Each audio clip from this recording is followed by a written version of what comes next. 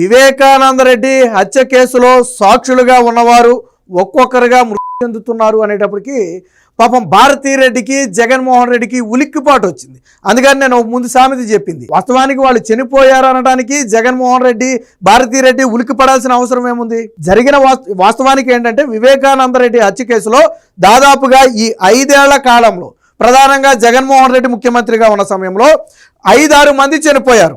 ఇటీవల రంగన్న అనే వాచ్మెన్ చనిపోయాడు, కీలకమైనటువంటి సాక్షి. ఆ రోజు ఎవరైతే వచ్చారో వారిని చూసినటువంటి వ్యక్తి, వాళ్ళు పారిపోతుంటే వెనకమాల ఇది చేసినటువంటి వ్యక్తి, ఈ విషయాన్ని కోర్టులో చెప్పినటువంటి వ్యక్తి, ఆయన కూడా మృతి చెందాడు. విచిత్రం ఏంటంటే వీళ్ళందరూ అనారోగ్య కారణంతోనే చనిపోయారు. సాధారణంగా అనారోగ్య కారణంతో ఎవరు చనిపోరా అంటే చనిపోయి ఉండొచ్చు, అది పెద్ద సమస్య కాదు.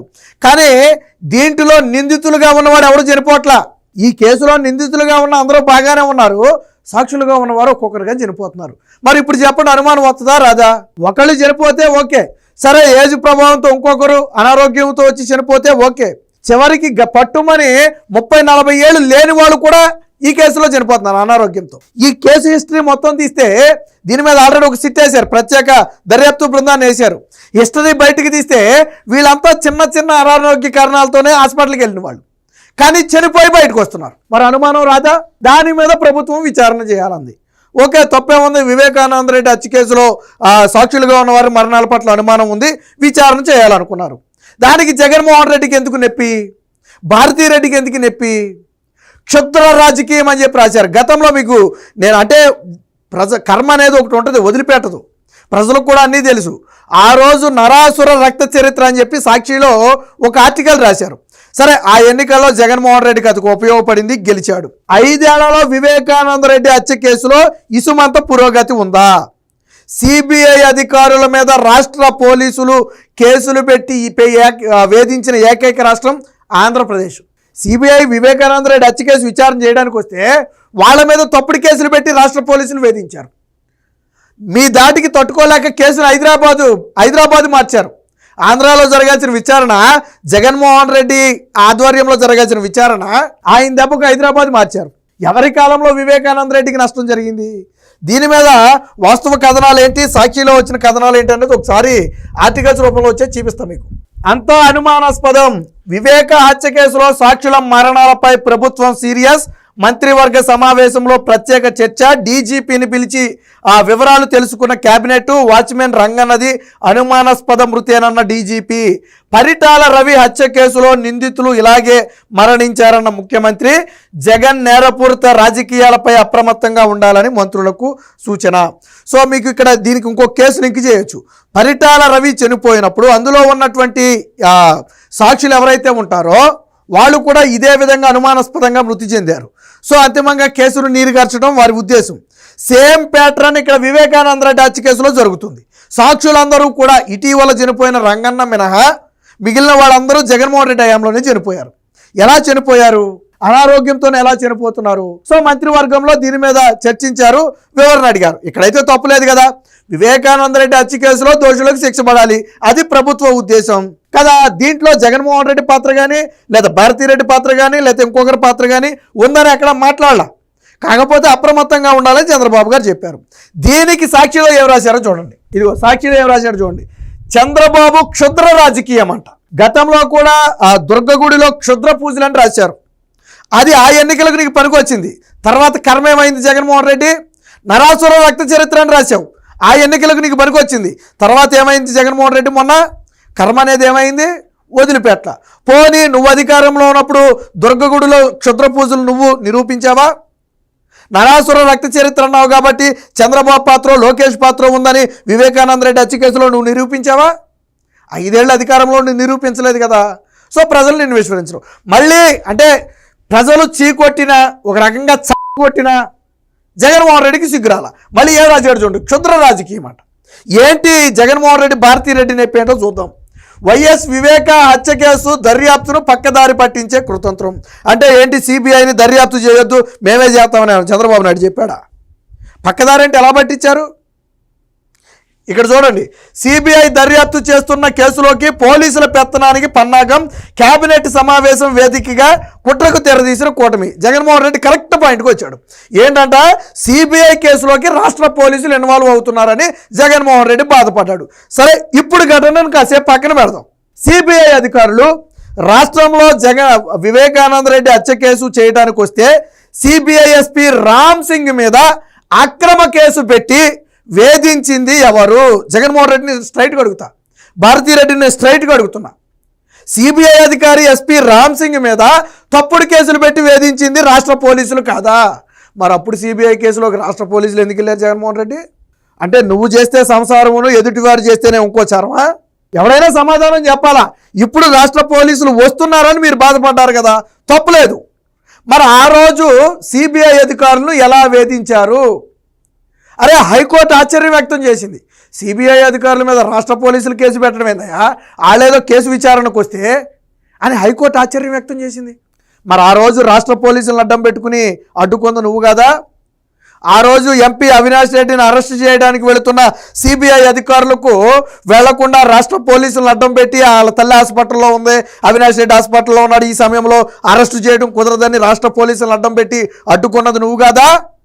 మరి ఆ రోజు ఏమైపోయింది నీ నీతి సూక్తులు?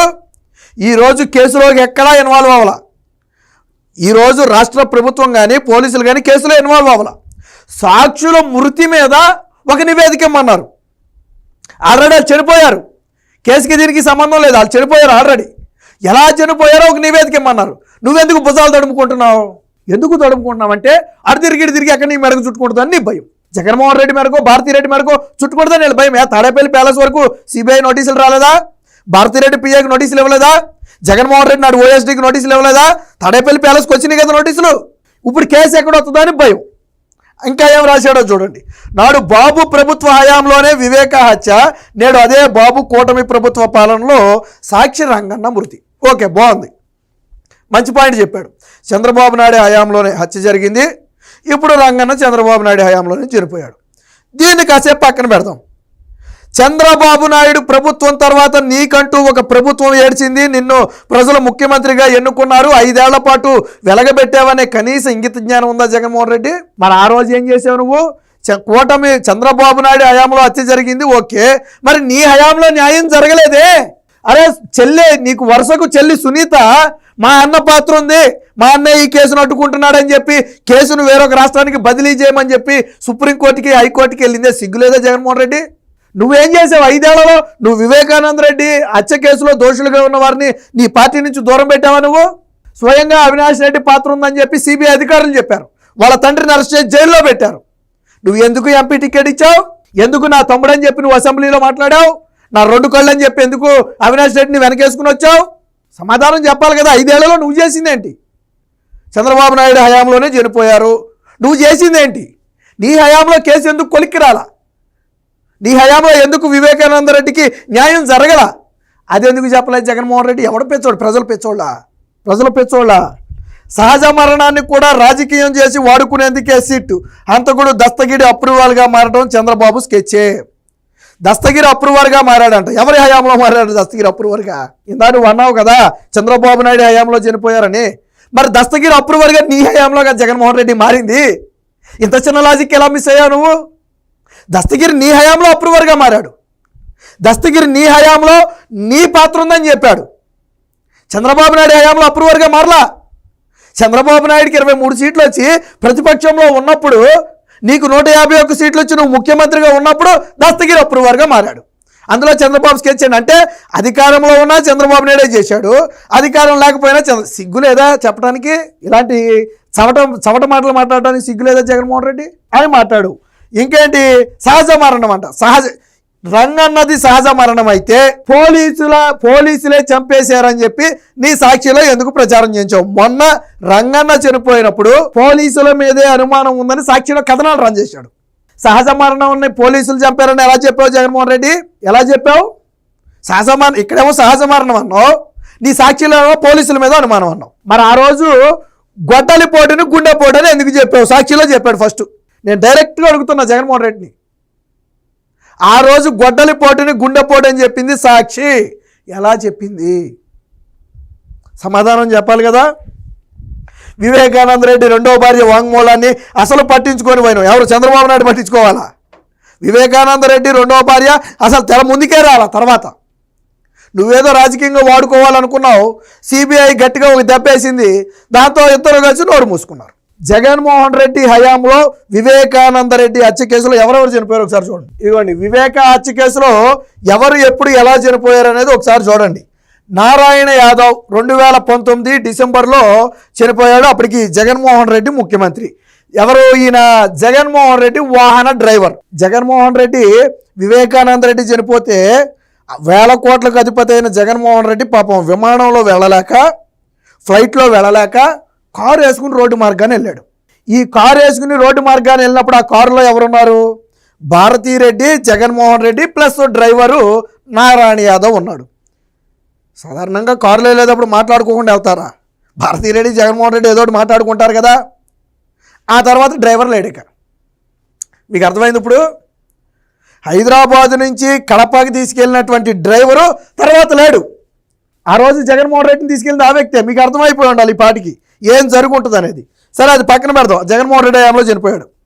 నెక్స్ట్ శ్రీనివాసులు రెడ్డి. ఇతను ఏంటంటే అనుమానితులు 2019 సెప్టెంబర్ 3 చనిపోయాడు. సరే, దీన్ని కూడా పక్కన పెడదాం కాసేపు. రంగన్న వాచ్మెన్ ఇటీవల చనిపోయినటువంటి వ్యక్తి. ఇకపోతే 36 సంవత్సరాల వయసు ఉన్నటువంటి అభిషేక్ రెడ్డి, జగన్మోహన్ రెడ్డికి వరుసకి బంధువు, వైసీపీ రాష్ట్ర డాక్టర్స్ విభాగానికి అధ్యక్షుడిగా ఉన్నాడు. ఆ వ్యక్తి కూడా చనిపోయాడు. విషయం ఏంటంటే ఇదే వ్యక్తి గతంలో ఒక రకంగా సిబిఐతో మాట్లాడినప్పుడు నాకు కూడా దీని మీద అనుమానం కలిగింది, ఆ రోజు నాకు చూడగానే హత్యలాగా అనిపించింది, కానీ ఎందుకు వీళ్ళందరూ గుండెపోటు అన్నారో నాకు అర్థం కాలేదని చెప్పి వాంగ్మూలం ఇచ్చినటువంటి వ్యక్తి చనిపోయాడు. పక్కన పెట్టండి. గంగిరెడ్డి, భారతీరెడ్డి తండ్రి, భారతీరెడ్డి స్వయానా తండ్రి గంగిరెడ్డి. ఈయన ఒక డాక్టరు, ఈయనకు ఒక క్లినిక్ ఉంది. ఆ రోజు గుండెపోటుకి అదేలే అలియాస్ గొడ్డలపోటుకి కుట్టులేసినటువంటి వ్యక్తి. గొడ్డలపోటుకి కుట్టులేసినటువంటి భారతీరెడ్డి తండ్రి సిబిఐ నోటీస్ ఇచ్చింది. ఏమని? గుండెపోటు అని అందరూ అన్నారు కదా, మీరు గొడ్డలపోటుకి కుట్లు ఎలా వేశారు? వేసిన తర్వాత ఇది హత్య అని పోలీసులకు మీరు ఎందుకు ఇన్ఫామ్ చేయలేదు? ఒక మర్డర్లో మీరెందుకు కుట్లేశారో సమాధానం చెప్పాలని చెప్పి సిబిఐ నోటీస్ ఇచ్చింది. వారంలో విచారణకు రావాలని నోటీస్ ఇస్తే, నోటీస్ ఇచ్చిన 2 రోజులకి కరోనా హాస్పిటల్కి వెళ్ళి మరొక 2 రోజులకి చనిపోయి బయటకు వచ్చాడు. ఎలా చనిపోయాడో అది వాళ్ళకే తెలియాలి. కరోనా వల్లే చనిపోయాడా, వేరే కారణం వల్ల చనిపోయాడు అనేది వాళ్ళకే తెలియాలి. ఇకపోతే గంగాధర్ రెడ్డి, సో ఇతను కూడా సాక్షి. 2022 జూన్ 9 ఇతను కూడా హెల్త్ ఇష్యూతో అనుమానాస్పదంగా మృతి చెందాడు. మరి వీళ్ళందరూ ఒక్క రంగన్న మినహాయించి వీళ్ళందరూ నీ హయాంలో ఎలా చనిపోయాడు జగన్మోహన్ రెడ్డి? ఇప్పుడు రంగన్న చనిపోతే రాతాంతం చేసిన నువ్వు నీ హయాంలో ఎలా చనిపోయారో చెప్పాలి కదా. అంటే వివేక హత్య కేసులో వీళ్ళ మెడకు ఉచ్చు చుట్టుకుంటుందని జగన్మోహన్ రెడ్డి, భారతీరెడ్డి భయపడుతున్నారు.